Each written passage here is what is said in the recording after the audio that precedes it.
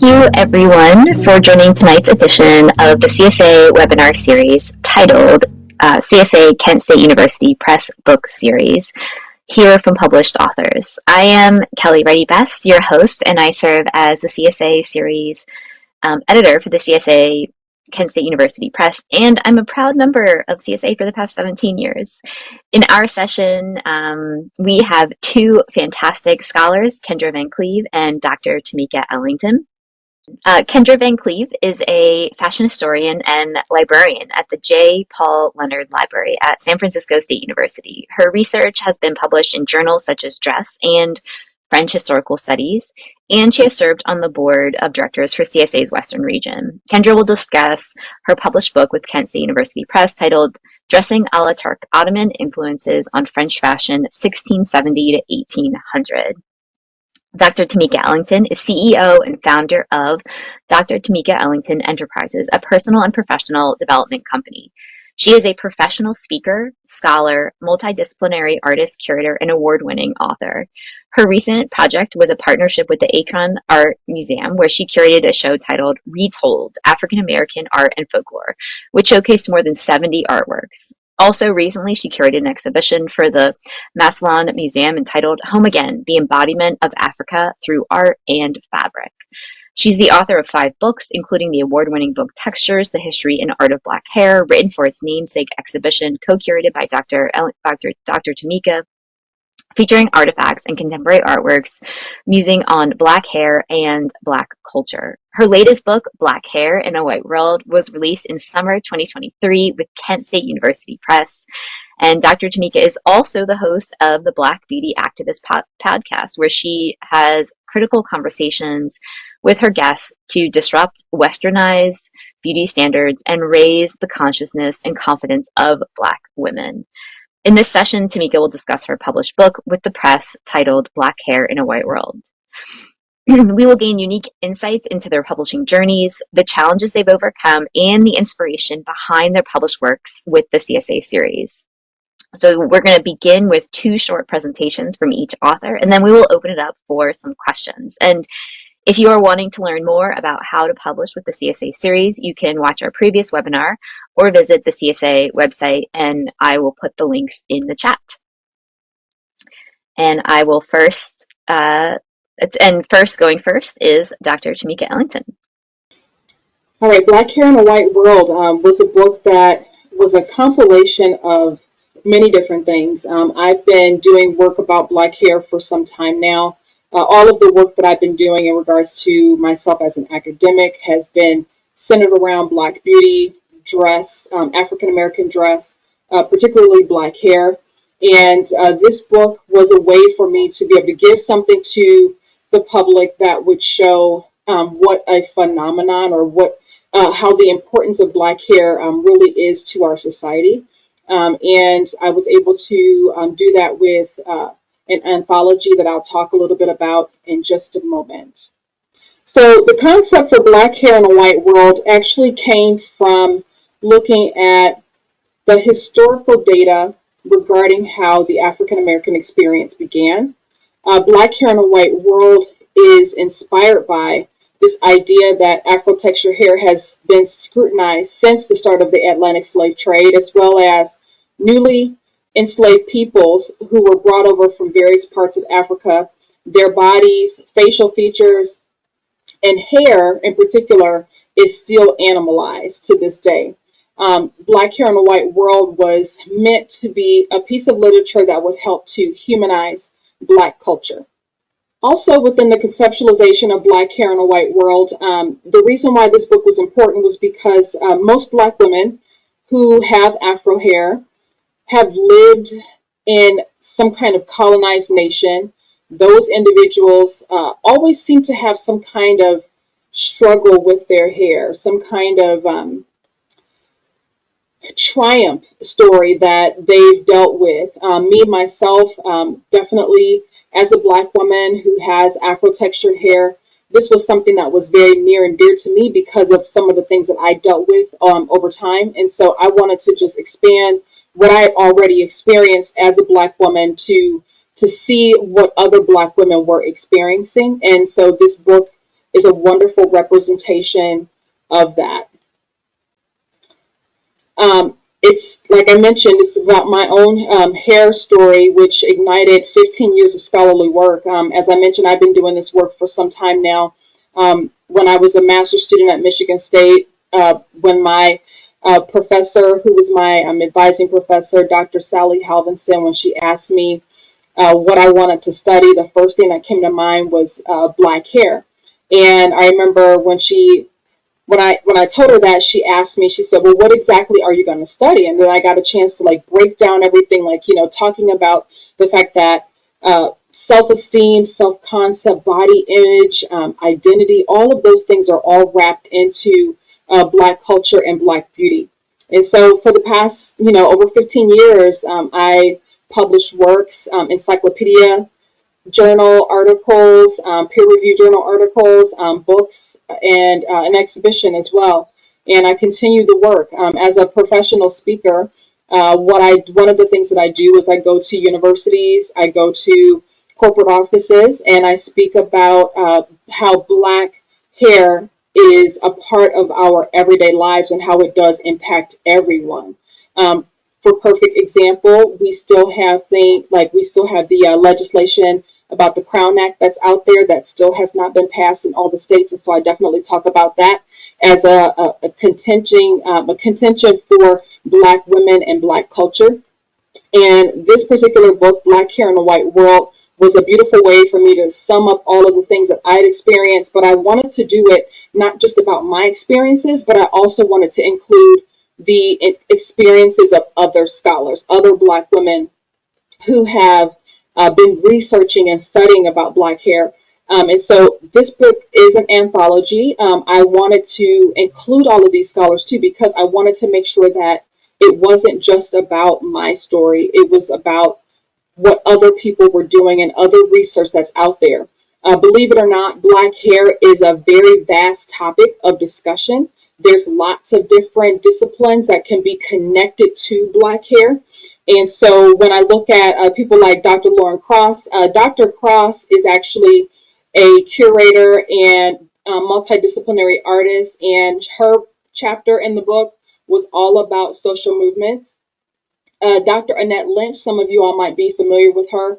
Dr. Lynch and I became friends through ITAA, and she had, noticed that I was doing research about Black hair. She wanted to come along, and she had some amazing things to contribute. I got a chance to get published in the encyclopedia that she was an editor for, and she and I just became great partners. And her perspective is really interesting because she came at it as being the grandmother of a biracial little girl. And so Dr. Lynch wanted to learn more about Black hair and beauty, and so that's why she wanted to join the project with us. Dr. Afia Mbilashaka is a psychologist who actually focuses on Black hair in regards to psychological matters. So typically when we think about Black hair culture, we think about just beauty. We think about the surface level things, but there are a lot of internal perceptions that are very much so connected to what's happening in Black hair culture. And Dr. Afia talks a lot about that. Dr. Slay Mitchell, she looks at the professionalism of hair and how many people who wear their hair in locks, also known as dreadlocks, how they've been discriminated against at work, and the history about that particular kind of hair. And Dr. Teresa Moses, one of the things that I loved about her research was that she looked at teaching. Her project was called Project Natural, and she looked at teaching the women in her community because she lives in Minneapolis, Minnesota, and if you've ever been there, you know that there's not a big population of Black people in that particular area, which means also too there's a lack of communication, there's a lack of education about how to style and care for Black hair. And so Teresa Moses had an amazing seminar, like a 2-week seminar where she brought women from the community in, taught them all about how to do their hair.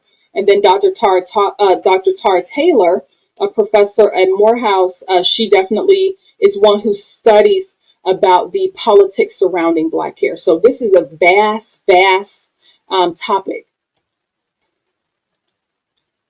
And so one of the things that was, really important for me as a researcher studying Black hair was to show that Black hair was not just a surface level thing, that it's not just a one-off situation that happens to some Black women. It's actually a phenomenon. It's a phenomenon that happens to almost every Black woman who has texture hair, who grew up in some kind of colonized nation, which is pretty much everybody, right?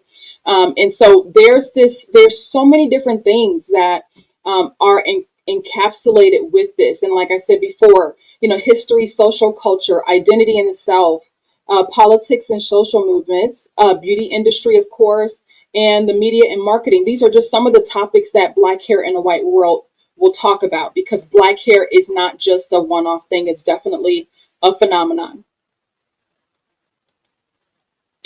And one of the things that I will say that was interesting in my process of working on the book, I definitely found value in making sure that I advocated for myself. It was really important that I speak up about the needs that I had. This particular book was one that needed a certain kind of editorial board. When I got my very first pieces of advice or pieces of feedback from the editors, one of the things that I noticed is as I was reading through those comments, I noticed, and I was for sure that not any of the editors that had worked on the project were people of color.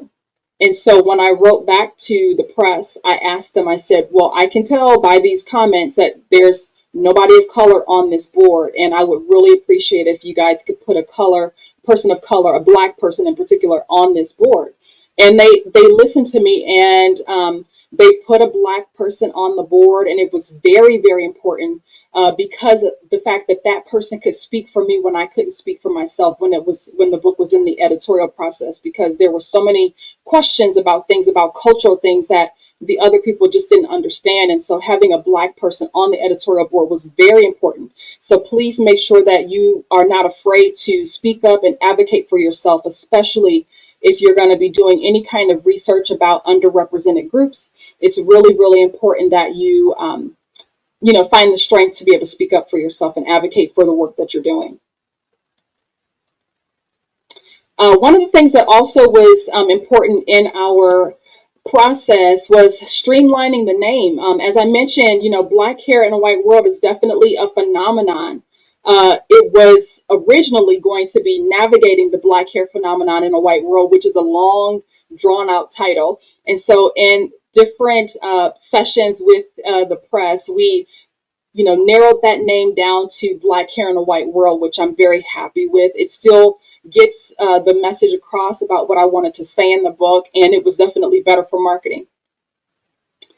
Thank you all, and I look forward to any questions that you may have for me. Thank you, Tameka. And so next we will have Kendra. Go ahead, Kendra, and please go ahead with your presentation. Great, thanks. I'm going to talk for a few minutes about writing my book, Dressing a la Turque. So, what is the book about? The short version is Ottoman influence on French fashion from the late 17th through the early 19th century, although my focus was particularly on the later 18th century. More specifically, it looked at how Ottoman dress inspired and was very much incorporated into French women's fashion. I argue for a real connection. There was a real connection between the two. Many scholars have looked at this topic, and most tend to downplay the sort of real incorporation of Ottoman elements. Not all, but I felt like there was a stronger connection than had been argued. I also looked at the cycle of Eastern styles becoming introduced in the West and then becoming Westernized, and also wanted to make the point of just how fashionable these Turkish-inspired styles were. Again, there's been a lot of conversation about the dominant English influence in fashion in this era, and I was surprised to find, as I was doing my research, that I felt there was even more influence from the Ottoman Empire. Further, I got into French fascination with national identity as it was seen in dress. The French were really interested in nations and cultures. Part of that comes from the Enlightenment and trying to sort of categorize peoples, but they really hooked onto dress as a sort of a area in which this was seen and changed. I talk about how Enlightenment philosophers and writers generally pointed to Turkish dress as being the sort of approved model of what an enlightened person would wear. And then in the final chapter, I look at Queen Marie Antoinette's wardrobe to see just what role Ottoman fashion played in terms of just presence, but also how that played into her very contested public persona. How did I approach writing the book is one of the questions I was asked to answer. And I'll tell you, the number one thing that helped me was naming the file that I worked on, Just Write the Damn Thing.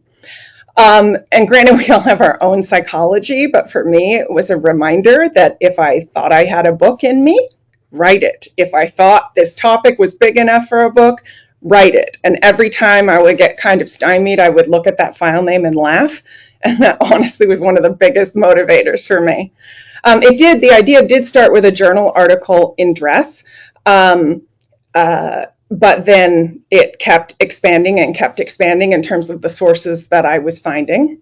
I found the Scrivener writing software program, which is one you have to buy, but it's pretty cheap. I highly recommended it because one of the things that really intimidated me was the idea of kind of starting at the beginning and then working through each sort of step, sequentially in my argument.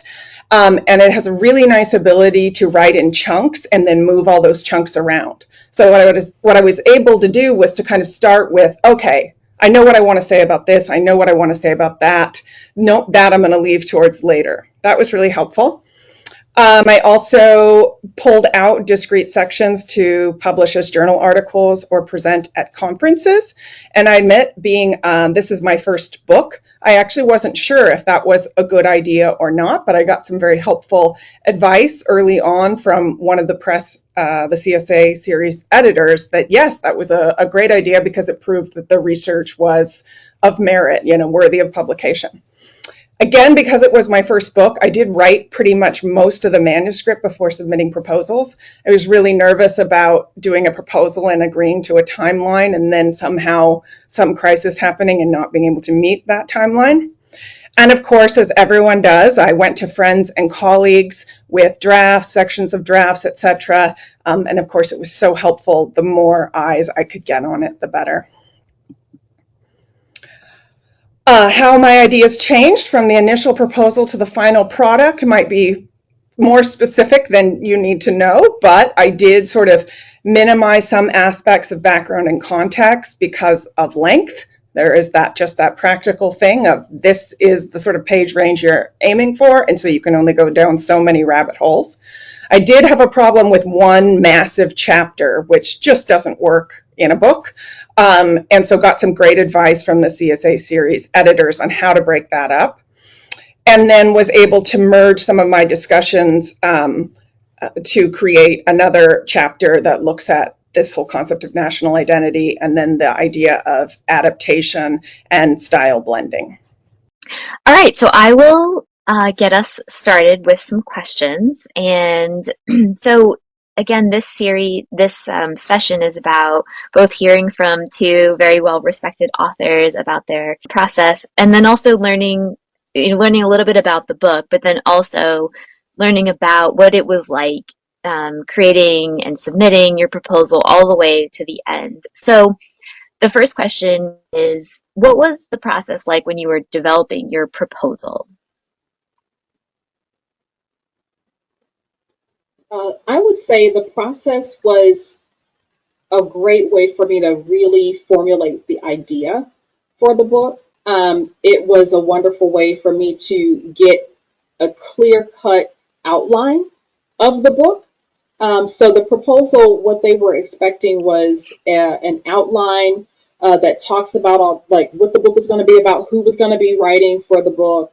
It wasn't anything that wasn't. It was actually not that hard. It's you just gotta, like as Miss Kendra said, you just gotta do it. Right? It wasn't hard, and you just got to put the time in and the information in that they asked for.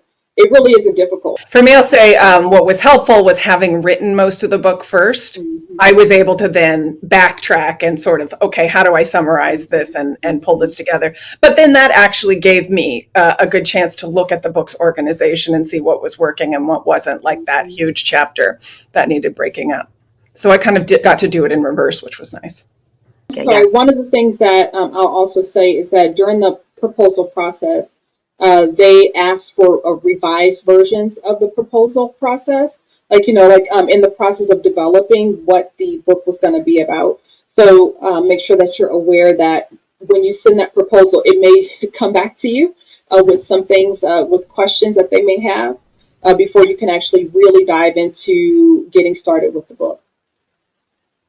Yeah, thank you for pointing that out, Tameka. Yeah, that's a good point. In that a proposal might come in and we might just have questions or we might need clarity, and that is part of the process. And I would say it's a good sign, right, that we're interested Mm-hmm. in thinking through and working with the author and thinking through with the author together, like, what are the arguments here? How are these chapters organized? Or and so some of those initial feedback sessions are a good sign, I would say. Like, so sometimes thinking through all the different steps that might come through, but yeah, and I think the one thing I want to point out why we wanted to have both of you on here. So Kendra, yours is a solo authored book, and Tameka, yours is multiple authors. And so, Tameka, can you talk a little bit about how did you, so those proposals will look a little differently if someone, and because we accept both kinds of books. So, Tameka, can you talk a little bit about how the authors were involved at that proposal stage, or were they involved yet? Can you just share a little bit about that process? The authors were involved because I was able to get like an abstract from them about what their chapter was going to be about, and then I was able to submit that abstract to the press, and that gave me the opportunity to really talk through with the authors about what I was looking for, what they can contribute to the book. It gave me an opportunity to like revise some of the things. Me and the authors talked a lot about their titles, where they were going to fit in the book, in the sequence of from chapter 1 to chapter 9.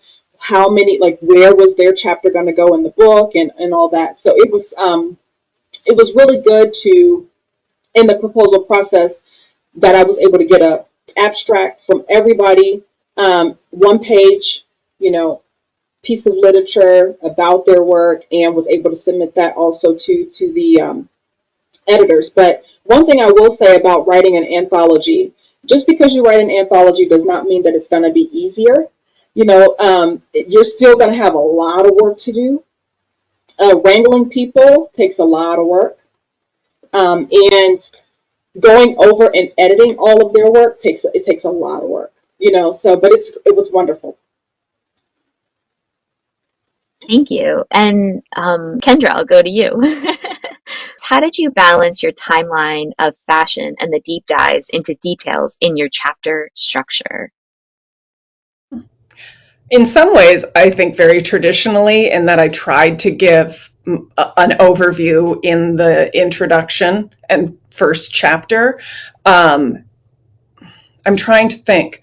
But I suppose that in mine, because I was looking at a very large span of fashion, so I suppose actually the introduction and first 1 or 2 chapters, I'd have to look at the table of contents again, is more sort of what's leading up.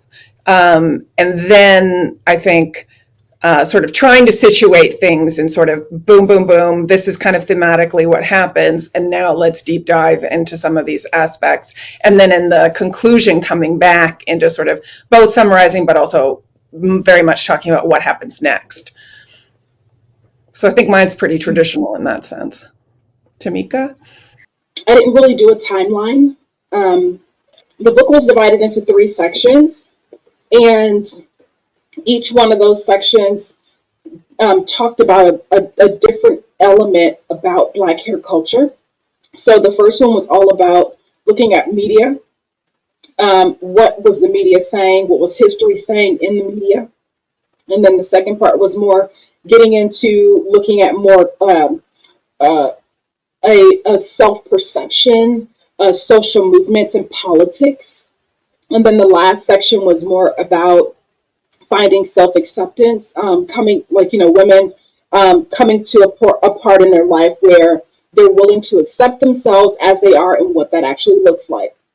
And so there wasn't really a timeline. There was definitely, some historical references, but every chapter is very, very different and unique based on the 3 themes that I wanted to cover in the book.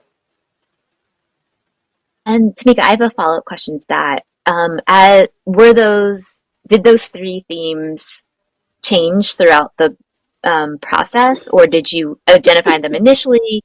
Did you have them at the very end? Because you have these amazing scholars and all their various work, and sometimes even in that process, Yeah. when you're editing chapters, that they can shift and change. So can you talk a little bit about the formation of those parts, and then how things may have moved, or maybe not? Maybe it just was like smooth. Okay, boom, here they are, and then it just went to the end, signed, sealed, delivered. So tell us how that worked. Well, it wasn't actually smooth, but it wasn't, like I said, it wasn't terribly hard either, because, we're all scholars, so we're used to getting feedback, right? And used to editing and all those things. So it wasn't anything that I wasn't used to. But what was really interesting was that you were right. The themes kind of changed around after the first round of edits.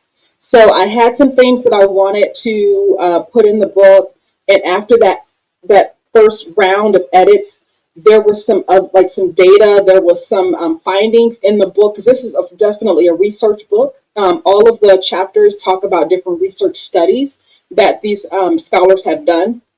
And so the overall theme of what was found as results in their book is really kind of what ended up shaping the sections, the 3 parts or 3 themes of the book. Thanks, Tameka. And I wanted to go back to Kendra. So Kendra, you mentioned that you had this one massive chapter, and um, and thinking through. So what did you identify that in the initial part of writing your book, or was it something that the reviewers or the editors identified as, oh, this might need to shift and change for the reader? So can you talk about that process, and how you identified that you might need to break up a chapter that might have been a little long? More than a little, it was massive. And I'll say, actually, I knew it was a problem just based on, the ratio of the different chapters. And it was a huge help to have the CSA editors. They're the ones who really helped me with that piece. Figure out, because I was blocked on that one. So parts of it got moved earlier and parts of it got moved later. And that was really helpful, because I couldn't see the forest for the trees anymore, So second opinion is always great. Yeah, I get that. And then, all right, so you guys talked a little bit about the proposal process, and you both mentioned a little bit about some of the reviewer feedback, but can you talk about what that feedback looked like, how it came to you, and then how you approached addressing the feedback, and whether or not you did all of the requests, or if you maybe thought about different are, ways to think through some of the requests and then talk with the editors? I mean, talk through a little bit of that process, because it's a very, it's not, as you mentioned, Kendra, you did some articles that were shorter, which, of course, then the feedback might be a little bit shorter, but we're talking like a very large volume of text, and with that might come more edit requests. So can you guys talk a little bit about what that feedback looked like and then how you approached it? Do you want to go first, Tameka? Sure, yes. The feedback was actually well organized. I received all the feedback via email. I ended up setting up a Google Drive that went back and forth between me and the editors when it was time for us to collect all the chapters. And it was easier too for the authors that were also writing to just put their chapters right in the Google Drive so that everybody could have access to it. That really, really helped. And as I mentioned in my presentation, one of the things that was kind of a difficulty for me in the beginning was that there was not a person of color on the editorial board.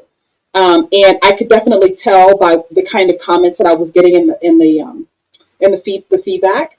And it was very important that the CSA editorial board, find someone that could be, to fill in that spot so that there was more communication outside of myself that could happen in regards to the book. So that was a challenge in the beginning, making sure that there was some representation and that the chapters and the data and the findings were all going to make sense to everybody. And for me, I want to contrast and give a plug to the CSA series over another press that I also proposed to that shall go unnamed. With that press, first of all, they only would look at the proposal, not any of my drafts. And the feedback that I got was some of it contradicted each other, from peer reviewers, I should say. Some of it contradicted each other, and there were some things that I felt maybe I wasn't communicating my ideas well enough, meaning I thought the content was valuable and shouldn't go. And I sort of checked in with the editor and didn't really get anything from them. And I was kind of hoping, could we have a conversation here? Should I go with this reviewer or that reviewer? And are we sure we want to lose this? That sort of thing. Meanwhile, with the CSA press, I was given the reviewer feedback, but then I was able to have an in-depth conversation with the editor where we were able to do that. And they were familiar with my work and, able to help me answer questions and say, no, you don't have to do, I did what I always do when you get, feedback on, say, a journal article too. You make your bulleted list of all the suggested changes, but, do I do all of them? And what about the ones that contradict and all of that? So it felt like it was a much more constructive process, and much more successful to have that approach.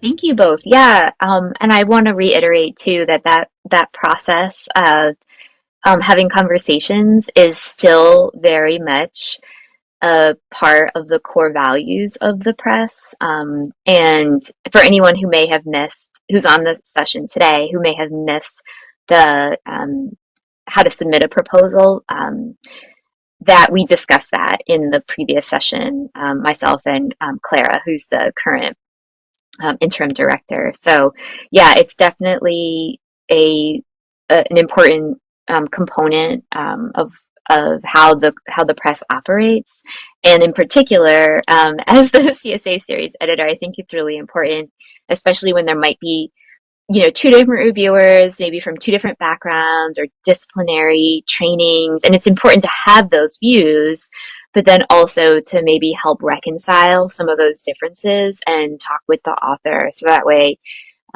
especially if the idea is really solid, but maybe maybe the communication of the idea might just need a little massaging to help get it to be clearer, so that way then the reviewer can understand and be like, oh yeah, that makes sense on like why they were going with that route, or maybe they might see the other reviewers' comments, and say, oh yeah, that makes sense. I didn't think about it in that way. So we're really, Claire and I are really committed to that type of iterative communication, so that way the books can be really strong.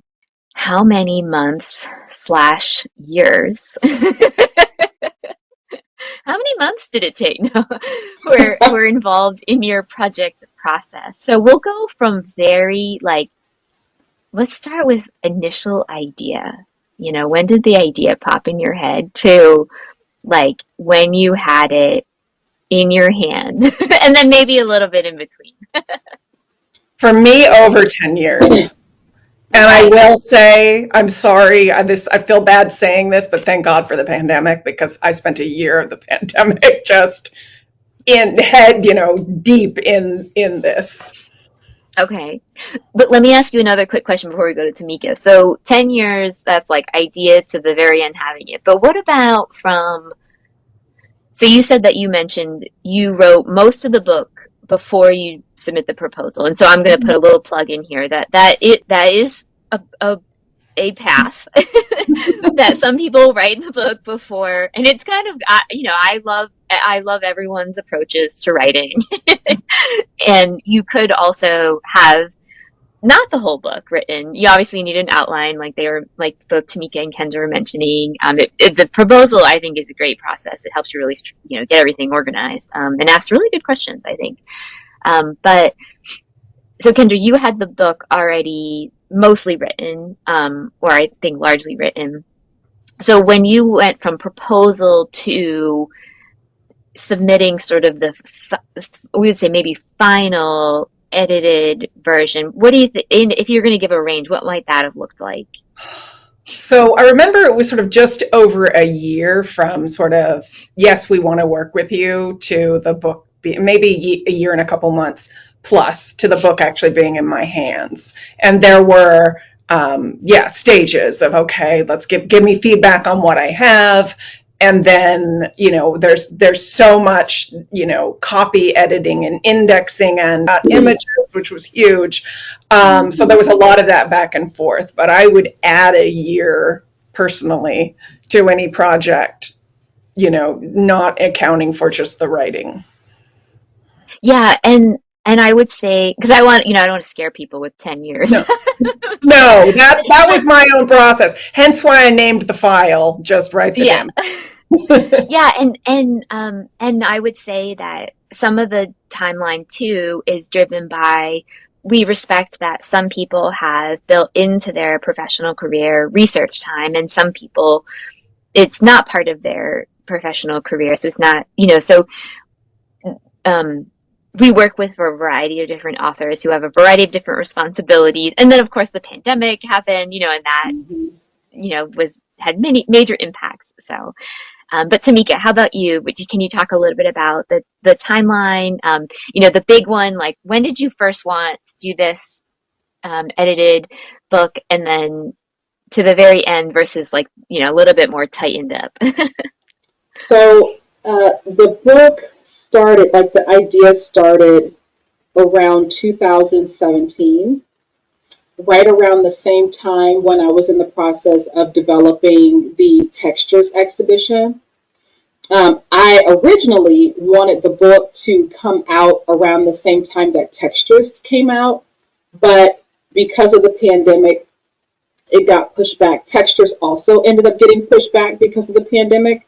But the overall process from the initial idea, 2017, until the publication, which was in 2023, that's how long it took. During the pandemic, because everything was so crazy, I was going through a lot. I had lost 3 of my friends during the pandemic, and I was dealing with a lot. And so I just needed a break. And so I didn't do anything for several months until I could get myself back, ready to work and ready to write and everything.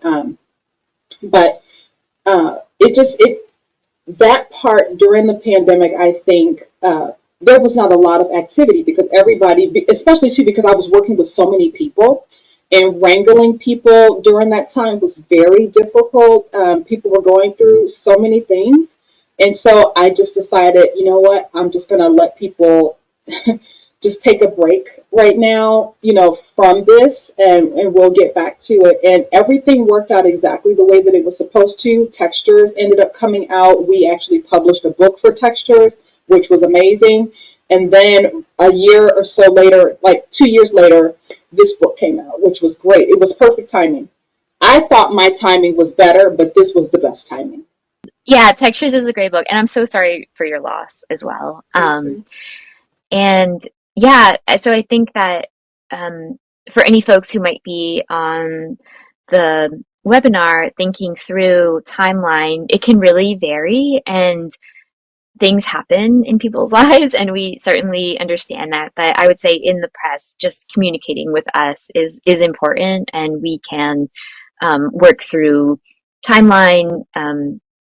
Timeline needs, timeline changes, or sometimes, people just, they just get it in and done, and then boom, we're ready. They're waiting for us, so I'm gonna ask this to both Kendra and Tameka. So pictures are often part of books, although I want to put a little plug in that some books are a little bit more text heavy or can be all text. Pictures are not required, but certainly in dress and fashion, we're very visual discipline. So oftentimes there are a lot of images.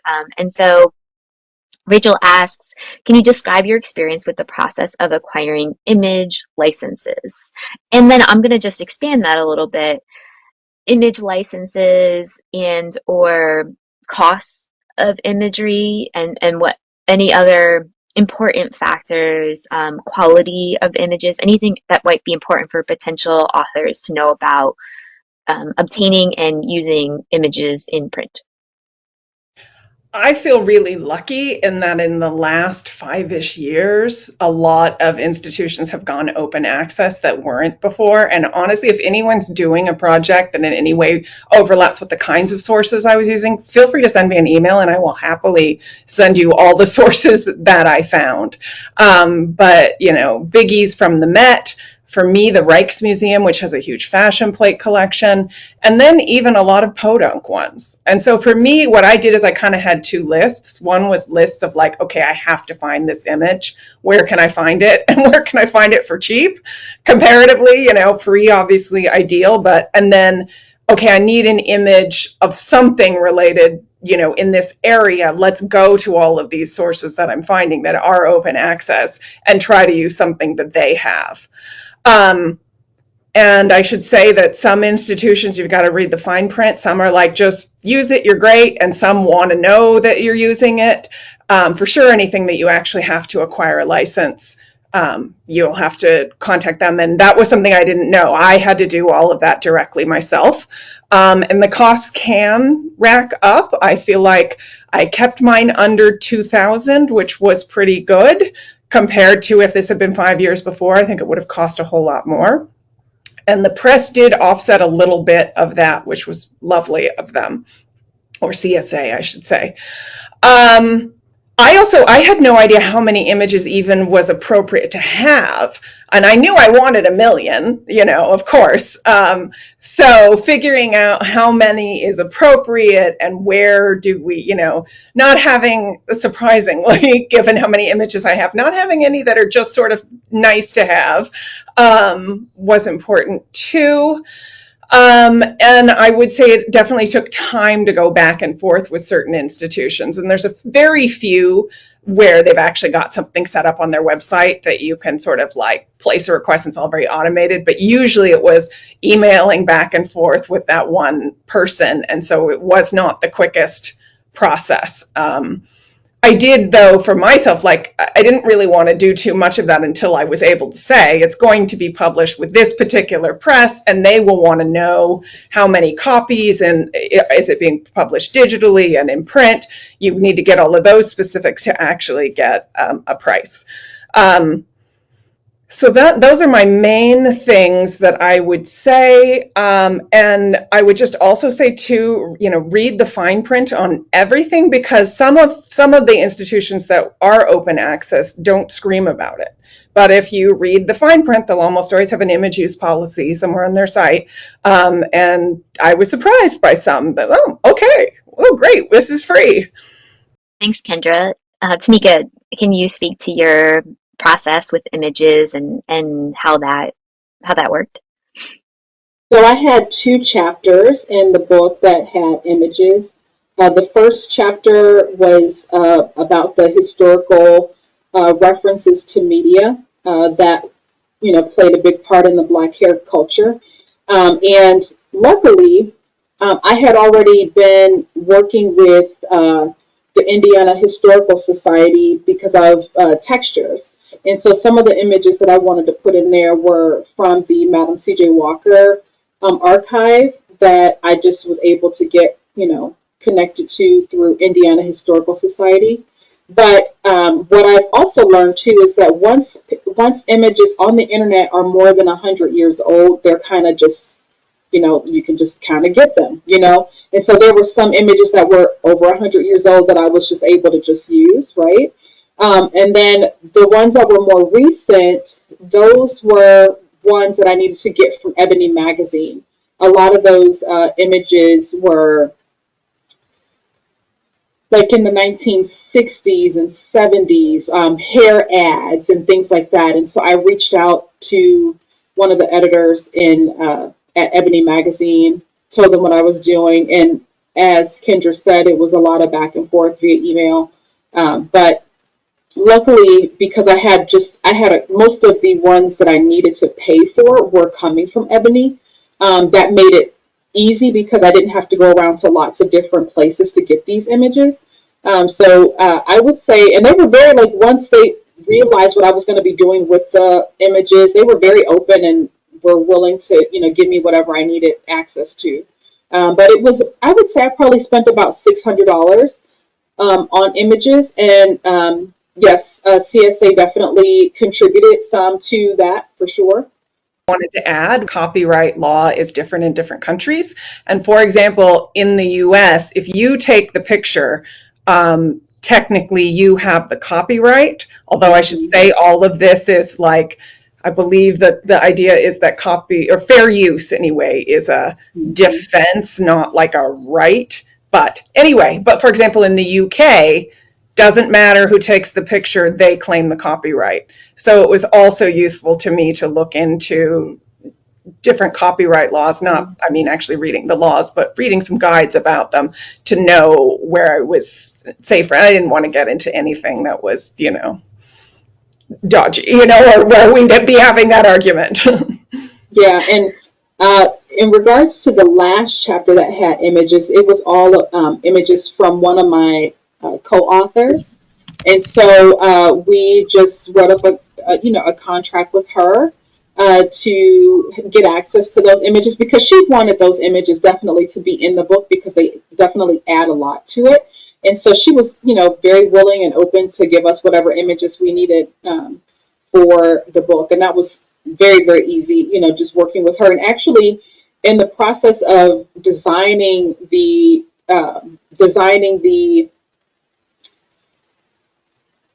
cover of the book, she was going to be our designer, but I ran out of money and ended up having to design the cover myself.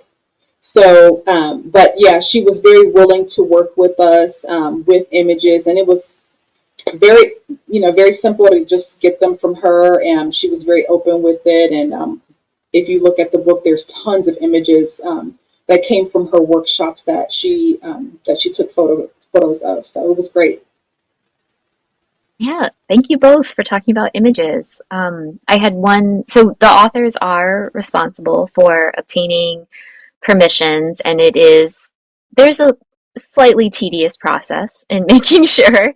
And I want to say that for any folks who work in a university, there are often subvention grants that will cover completely or partially some of your image fees. And also there are amazing, I'm going to plug librarians, who know and specialize in copyright and image use. So, for example, at Iowa State University, we have a librarian who focuses on this, who can help all authors with their scholarship and making sure they're following the laws, as Kendra mentioned, and going through what is fair use and documenting that and helping the scholar ensure. Is there something you learned during the process of writing your book that you wished you had known at the beginning? For me, time, I would say it's going to take more time than what you think it'll take. I'm the kind of person that wants to get stuff done like right now. And I was a little bit impatient with myself, and I set some unrealistic goals for myself, which came back to bite me. So one of the things that I learned was that take your time. It's going to take more time than you thought it would, especially too because you're at the mercy of other people, right? Just like think about your dissertation, right? When you were in the process of writing your dissertation, you had to get feedback from your advisors, and you're kind of at the mercy of those advisors. So it's kind of the same thing. Like you're at the mercy of the editors in the process of waiting for their feedback or them waiting for you to write the next chapter or whatever the case might be. And so it's going to take longer than what you think. So give yourself time.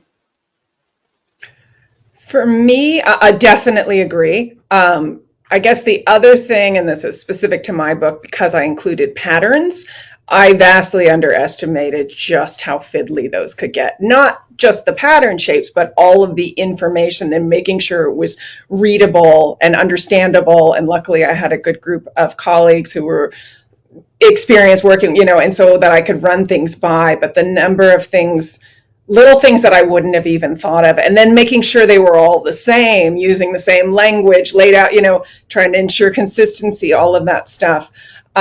Took a whole lot longer than I thought it would.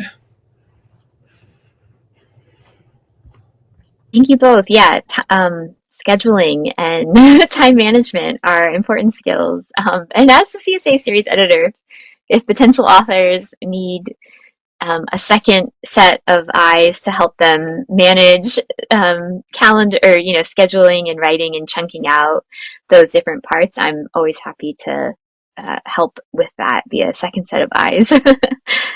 And so the last question is a wrap up. What made you choose the Kent State University Press? Overall, if you were going to say, what made you guys go with them? I think for me, I'd been involved at CSA enough and done a few talks at symposia and things like that, that I felt pretty sure that my topic was something of interest to the association. And also, I think because of that, I was able to talk to, there were some different editors at the time, but everybody that I did talk to was very encouraging. I think those would be the main things. I would also say, of course, my familiarity with CSA, having been a member, presented at CSA, and the fact that when I first started this process, I actually was looking at a different editor, a different publishing company for the book. The first proposal that I wrote went to a publishing company that wanted to charge me a goo gobble of money to publish the book. And, I was just really frustrated and trying to figure out what I was going to do. And luckily, you mentioned librarians. The librarian at Kent State University in the fashion program was amazing. And she told me, she was like, well, the Kent State University Press, they just got a new editor. That's when Susan Wadsworth Booth had just came in. She was like, they just got a new editor. They're looking to shake some things up. You need to go ahead and submit your book to them and see if they'll pick it up. And that's how it ended up happening. It came out of frustration. I was frustrated with the other publishing company that I was originally going to be working with. Amazing. Well, I'm so glad that you both published with the CSA series, and yeah, I look forward to anyone who's on the call who potentially wants to submit, working with you all in the future. So I just want to thank everyone for joining us for this CSA webinar, and a special thanks to Tameka and Kendra. And if you were inspired to read these wonderful published works, you can purchase them on the Kent State University website. Thank you, everyone, so much.